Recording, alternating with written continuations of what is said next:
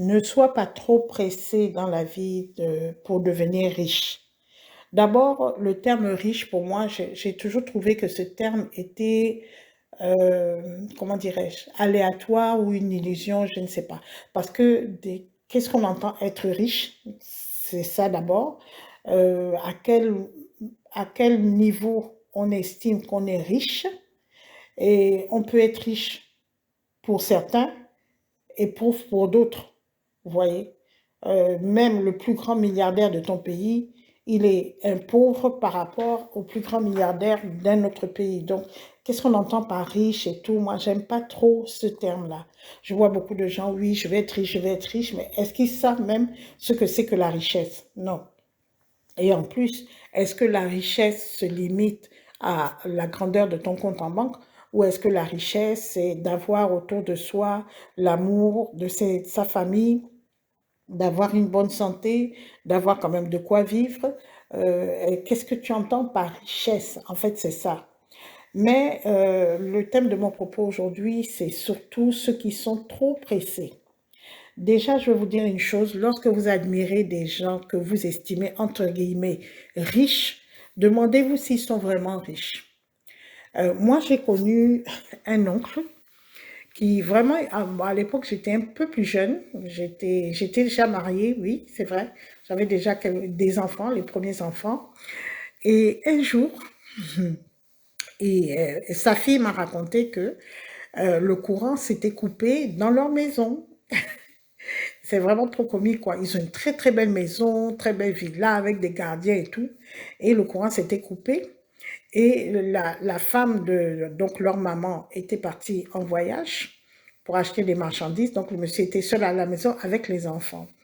Et le courant s'est coupé. Et quand le courant s'est coupé, le père, le chef de famille lui-même, il a commencé à appeler le nom de ses enfants. Venez, venez, venez, venez m'aider, venez. Le courant est coupé, le courant est coupé. Venez, venez, venez. Oh, le courant est coupé. Amenez les bougies, amenez les lampes et tout. Les enfants, vous imaginez, au lieu que ce soit le père qui protège les enfants, c'était maintenant les enfants qui devaient accourir dans la chambre de leur père tellement ils criaient.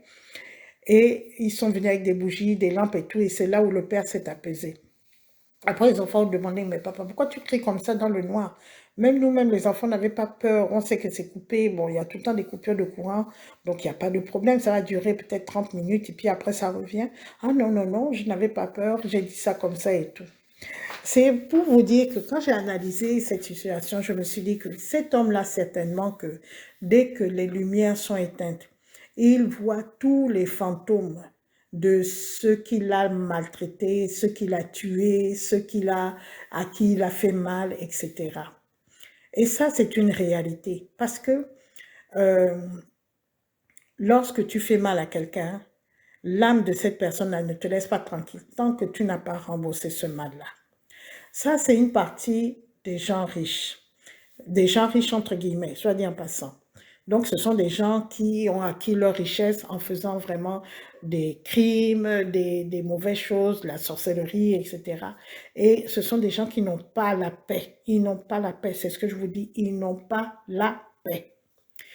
Le deuxième type de personnes, ce sont euh, les gens qui volent dans leur société, qui volent dans les caisses de l'État, qui volent, il y en a beaucoup hein, qui détournent toujours l'argent des caisses de l'État, que ce soit dans les grands services de l'État et tout, et avec ça, ils se font passer pour des gens riches et tout, ils construisent des maisons et tout, mais eux aussi n'ont pas la paix, eux aussi n'ont pas la paix.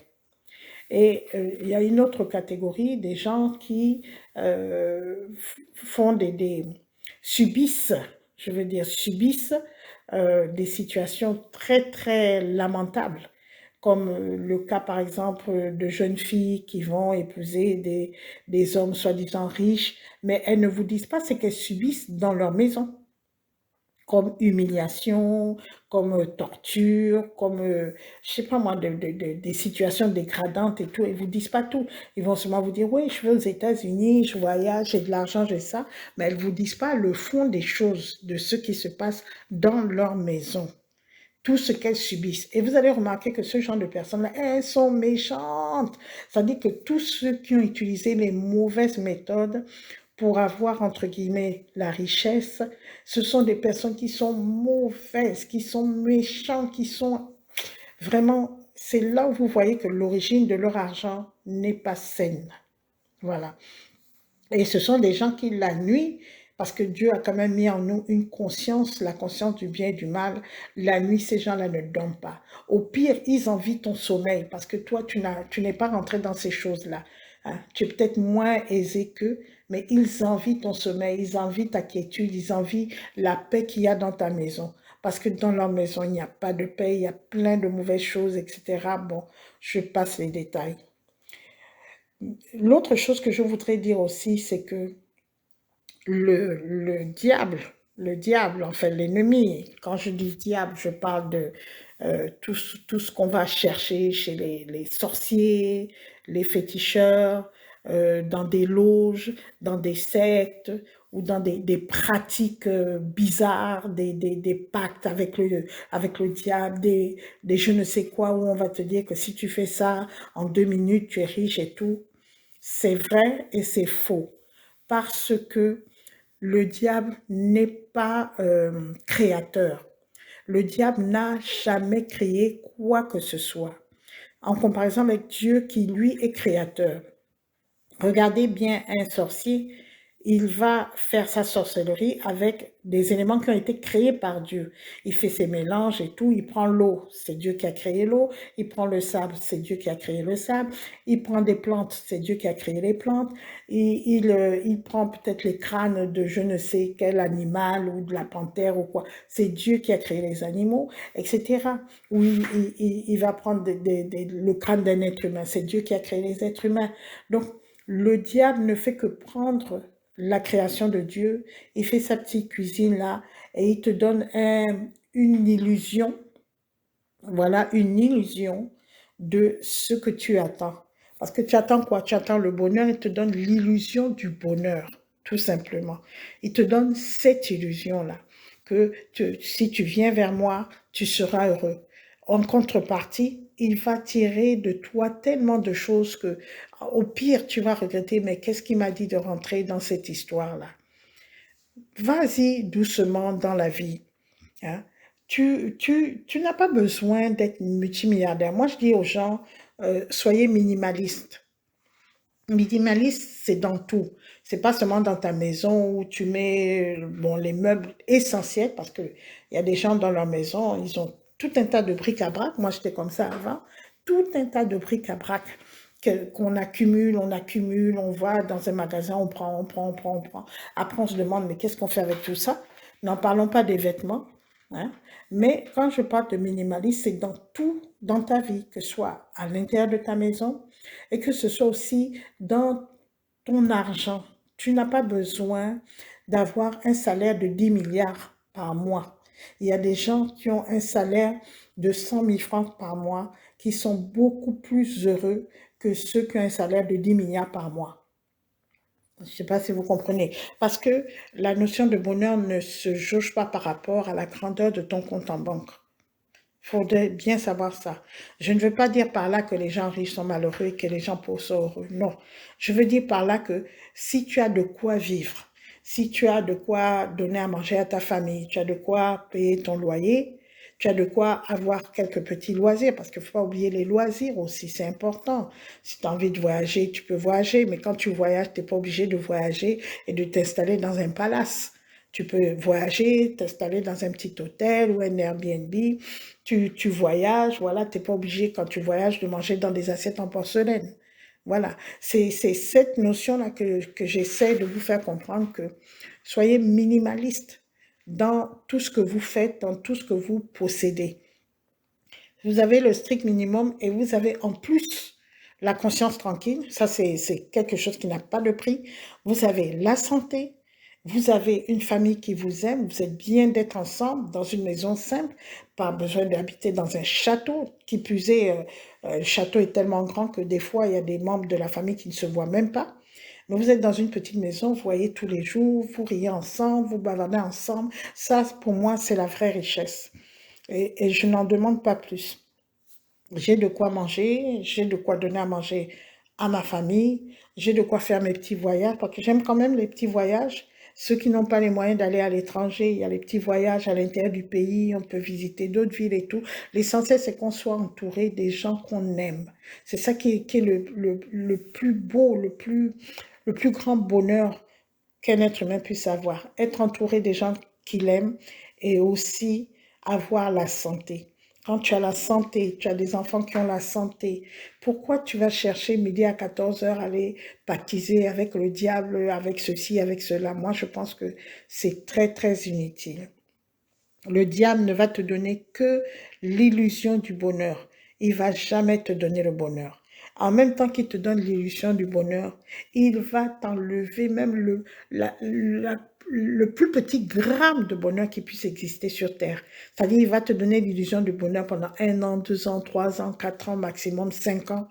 Après, les années qui vont suivre là, c'est vraiment, c'est la douleur la plus totale, la galère la plus totale, là, je ne sais quoi dire.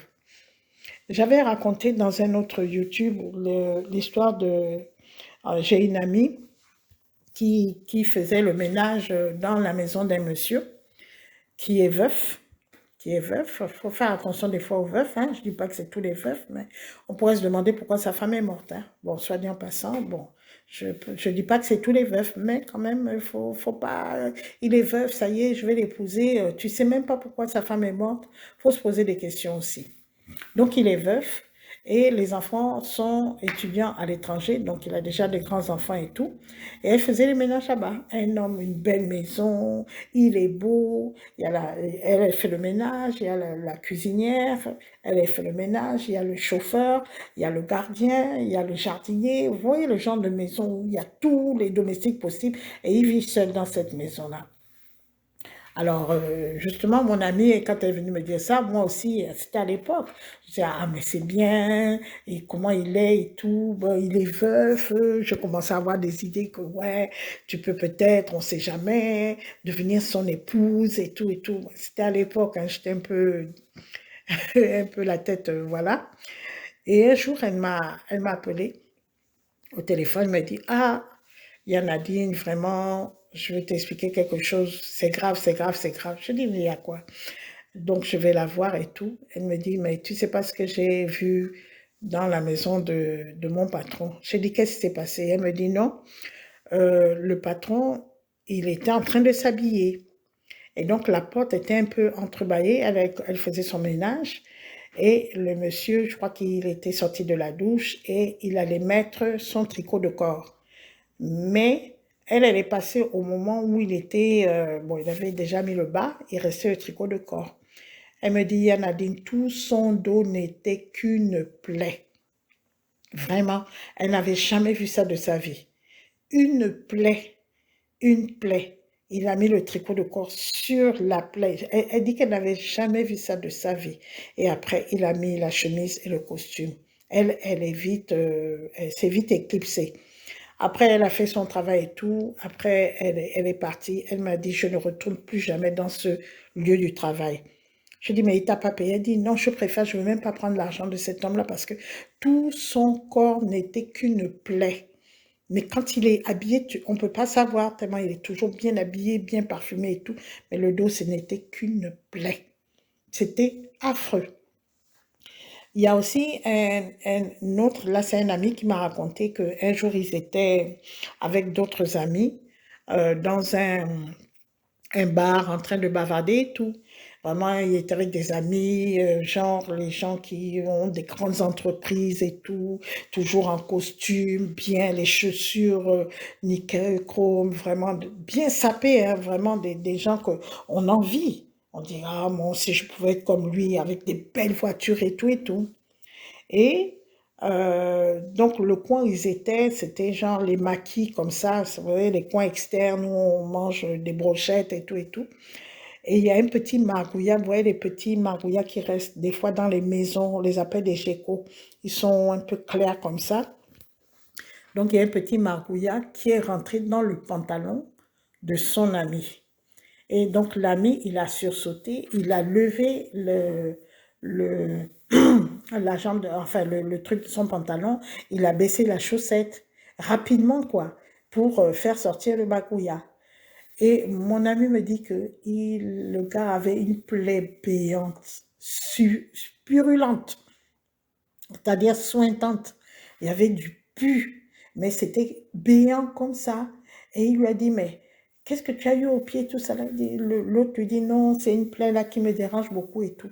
Et mon ami a dit, mais pourquoi tu ne bandes pas cette plaie? Pourquoi tu ne vas pas chez le médecin et tu ne soignes pas? Parce que quand tu mets la chaussette directement dessus, c'est vraiment pas hygiénique du tout. Et puis, la plaie ne va jamais guérir parce que elle est dehors comme ça.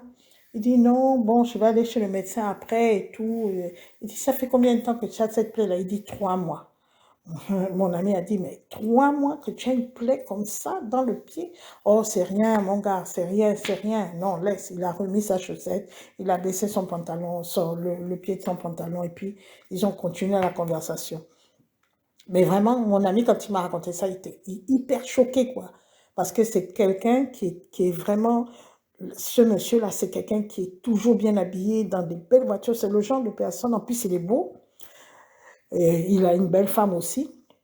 C'est le genre de personne qu'on va dire vraiment, il a réussi dans la vie, etc., etc. Mais comment tu peux réussir dans la vie avec une plaie béante comme ça que tu ne fermes pas? Et quand il m'a raconté ça, j'ai tout de suite compris que cette plaie-là, c'était le prix à payer pour avoir la situation qu'il a en ce moment.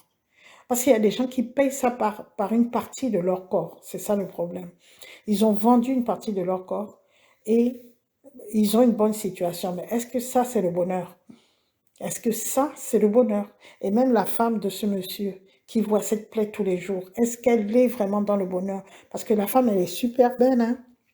Genre de femme bien beau teint, toujours bien habillée, bien parfumée, toujours chez le coiffeur, mais tu vis avec un homme qui a une plaie béante comme ça, tu dors avec lui tous les jours, c'est affreux. Est-ce que ça, c'est le bonheur? Moi, je ne pense pas que ce soit le bonheur. Tout simplement pour avoir la vie qu'ils ont, je ne pense pas que que c'est le bonheur.